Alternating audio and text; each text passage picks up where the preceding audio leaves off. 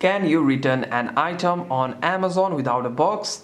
Well, the answer is yes for many eligible items, but it might depend on the item as well first. So what you want to do is you want to simply open the Amazon application first.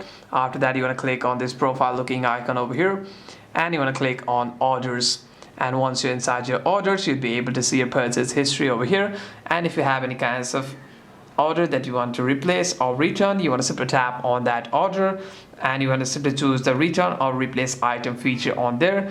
Choose the reasoning for your returns, and by doing so you'd be able to select a return method as well. And if the no box or label needed feature is available there, you want to simply tap on that option to choose it, and you'd be able to complete the return request on Amazon order. By doing so, you want to simply take the item to the selected drop-off location, and you'd be able to take and refund or replace as well.